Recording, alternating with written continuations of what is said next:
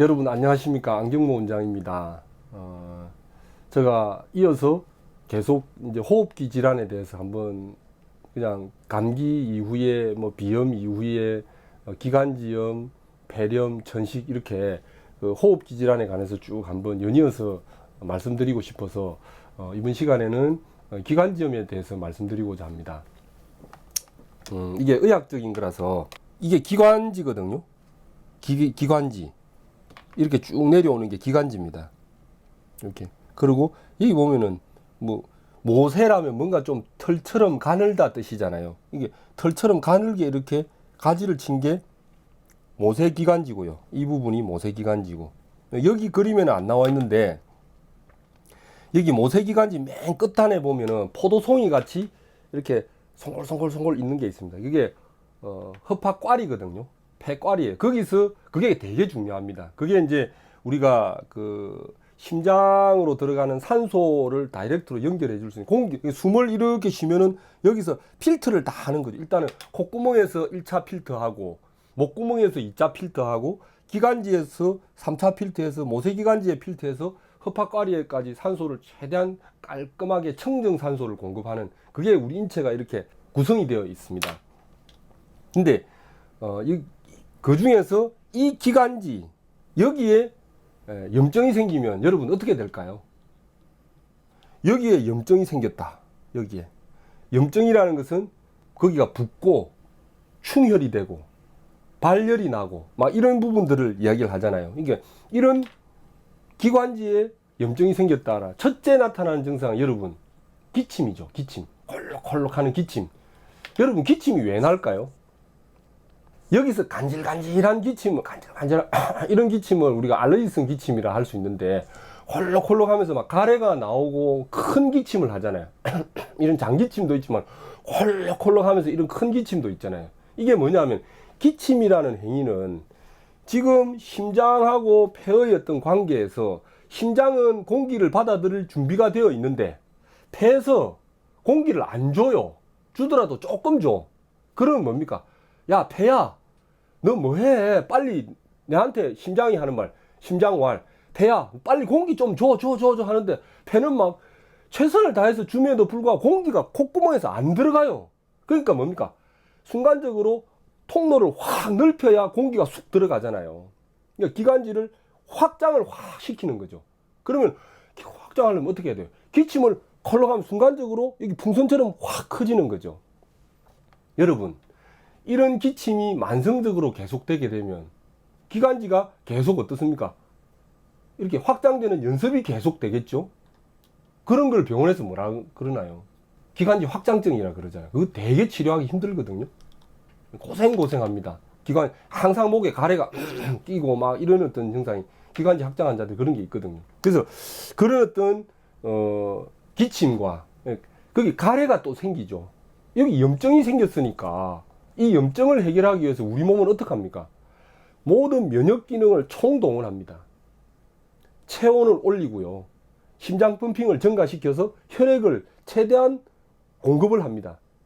거기에 또 면역 세포를 비롯해서 백혈구를 비롯해서 온갖 면역 기능들에 관련되어 있는 총 병력을 동원해서 여기 염증을 치료하는 과정에서 일단 여기에 혈류량이 증가되니까 어떻습니까?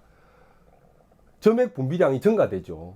점액 분비량이 증가되니까 또 기도가 좁아지죠. 그래서 기침과 가래가 기관지염이나 급성기관지염이나 이럴 때는 되게 심하게 나옵니다. 이런 모세기관지염이나 폐렴으로 돼 있을 경우는 어떻습니까? 여기 이제 이런 것들이 만성화되어 있을 경우에는 만성적으로 이 기도가 위축이 되고 좁아져 있을 경우는 만성적으로 숨쉬기가 좀 기능이 약해지죠.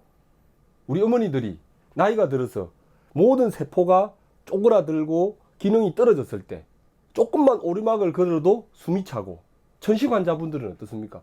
내가 집에서 버스 정류장까지 걸어가는데 이렇게 사뿐사뿐 걸어도 숨이 차서 몇 번씩 쉬어가야 되죠.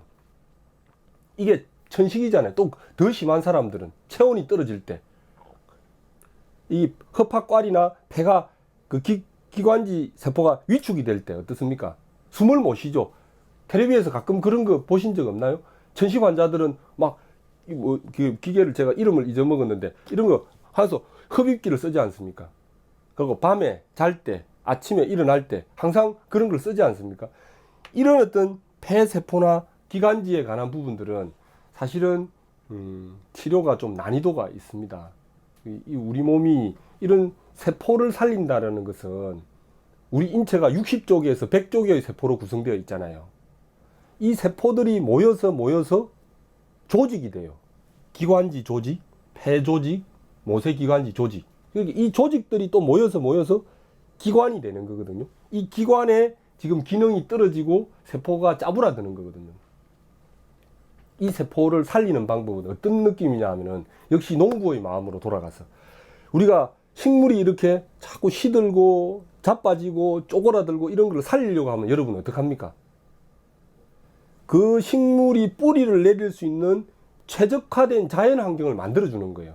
공기도 주고 물도 주고 거름도 주고 또 땅도 일구어서 어떻습니까? 거름도 주고 해서 그 뿌리가 잔뿌리를 최대한 자꾸 내려가지고 굳건하게 뿌리를 기르는 거거든요. 이 과정이 되게 힘들어요. 이런 어떤 호흡기 라인의 기관지라든가 모세기관지에 어떤 기능, 염증이 생긴 거는 우리가 뭐 소염제나 아까 이야기했던 뭐 그런 방법들을 통해서 체온을 올리는 방법에 의해서 우리가 일시적으로 뭐 좋아질 수는 있지만 이 세포 기능이 떨어져 있는 사람들은 조금만 그런 외부적인 원인 인자 팩트만 적용이 되더라도 금방 기능이 떨어져 버려요. 즉 무슨 말이냐 하면은 가만히 있으면 숨은 그냥 잘 쉬어요. 근데 몸을 일으킨다든지 뭐 10발자국만 걸어가도 숨이 차다든지 이런 부분들은 세포의 기능이 굉장히 퇴행성으로 가버린 거거든요. 이걸 그러면 어떻게 살려내느냐가 참 힘이 들지만은 우리가 치료를 좀 장기적으로 해야 되는 부분들도 있지만 좀 도움을 드리고자 한다면 만약에 기관지염이다 이랬을 경우에 우리가 명절이나 설 추석 명절에서는 도라지 있잖아요. 이 도라지가 우리가 나물을 해서 비빔밥 해서 먹을 때는 껍데기를 다 까잖아요.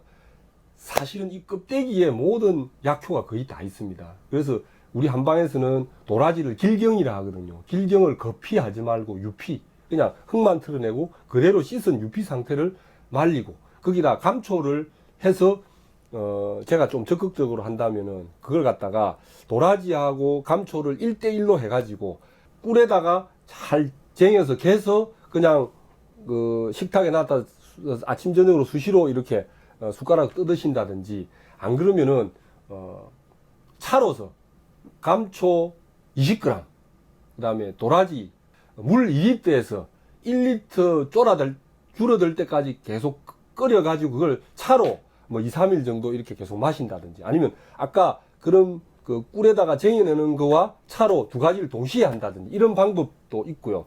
그 다음에 뭐 우리 한의원에 오게 되면 이런 말은 이제 뭐 그런 약들을 처방으로 해서 잘 고운 어떤 진해고라는 약이 있습니다. 그 진해고라는 약을 복용하는 것도 상당히 도움이 되고 그런 분들은 천식이나 기침이나 이런 쪽에 상당히 도움이 많이 됩니다. 우리가 천식 환자들은 사실은 치료를 해야 되고요. 치료 기간은 저희 경험으로 보면은 한 최하 3개월에서 길게는 6개월 이상 걸린 환자도 있어요. 제가 치료했던 환자 중에 한 분은 아까 흡입기도 되고 막 이렇게 했는데 지금은 그 사용을 하지 않고 정상적으로 생활을 잘 하시는 분이 있거든요. 매일 샵 하시는 40대 중반의 아주머니신데 그런 케이스도 있고 치료를 해보니까 뭐 환자분들이 치료 기간이 걸린다는 것만 잘 그걸 하게 되면 치료는 잘 생활의 삶의 질은 되게 올라가는 것 같고 아까 이야기했던 그런 어떤 민간 요법들을 치료를 하더라도 좀 생활에 적용해서 하는 것도 좋은 방법이 될 것 같고 또 하나 만약에 천식 환자일 경우에는 그것도 좋아요. 살구시 있잖아요. 살구시 우리 한방에서는 그냥 행인이라 하거든요. 살구시를 곱게 갈고 호도를 곱게 갈고 또 뭐 황기도 좀 곱게 갈고 그 다음에 그렇게 해서 꿀에다가 쟁여서 그 천식 환자들은 그렇게 활용하는 방법도 좋고요. 또 하나는 우리가 천식 환자들 같은 경우에는 오미자차 같은 거 있잖아요. 오미자차를 오미자청 이런 걸 만들어서 상복하는 것도 좋고 예 그렇게 한번 활용해서 뭐 치료는 치료대로 하더라도 또 집에서 자가적으로 관리가 될 때는 치료율이 훨씬 올라가거든요. 삶의 질이 되게 높아져요. 그렇게 해서 뭐 여러분들의 건강이나 일상생활에 많은 도움이 되기를 바라겠습니다. 고맙습니다.